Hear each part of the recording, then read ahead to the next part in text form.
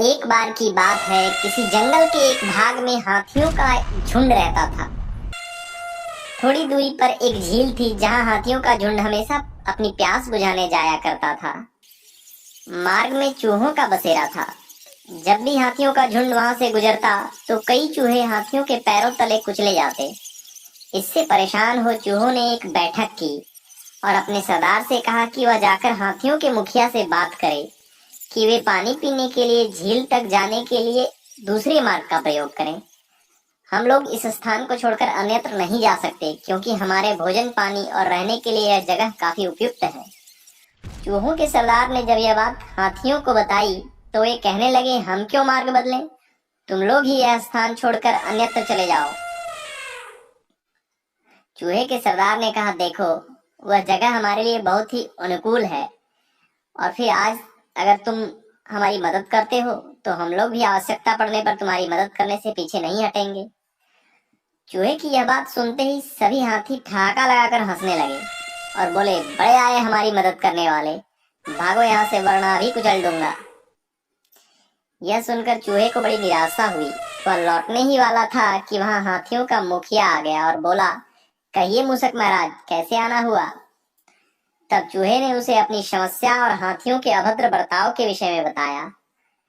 हाथियों के मुखिया ने सभी हाथियों को फटकार लगाई और कहा, कभी किसी जीव को उसके आकार और रंग रूप से नहीं आंकना चाहिए। हर जीव को ईश्वर ने ही बनाया है और सभी की अपनी कुछ विशेषताएं होती हैं, अतः हमें सभी के साथ समान आचरण करना चाहिए। जीवन में हमें एक दूसरे की आवश्यकता पड़ती रहती है। फिर हाथियों के मुखिया ने चूहे से कहा, आप निश्चिंत होकर जाएं, अब हम अन्य रास्ते से पानी पीने के लिए झील में जाएंगे। चूहों का मुखिया प्रसन्न होकर अपने साथियों के पास गया और यह खबर सुनाई। सभी बहुत खुश हुए। कुछ दिनों के बाद कुछ शिकारी जंगल में आए। वे हाथियों को पकड़ने आए थे।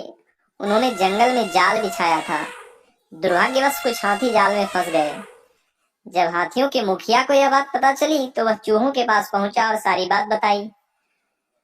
चूहों के सरदार ने कहा, हाथी राजा, आप तनिक भी चिंता न करें।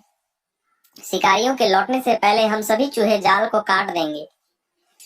फिर वह चूहों की टोली संग ले उस स्थान पर गया जहां शिकारियों के जाल में हाथी फंसे थे। पलक झपकते ही चूहों ने सारे जाल काट दिए। अब सभी हाथी आजाद थे। हाथियों के मुखिया ने उन हाथियों से कहा, देखा, जिन चूहों के छोटे आकार का तुम सब मजाक उड़ा रहे थे, उनकी वजह से आज तुम लोग बच पाए हो। इसलिए कहता हूँ, किसी को छोटा समझना बड़ी भूल है। सभी हाथी शर्मिंदा थे। इस कहानी से हमें यह सीख मिलती है कि जीवन में हमें किसी को महत्वहीन नहीं समझना चाहिए और समान रूप से सभी का आदर करना चाहिए।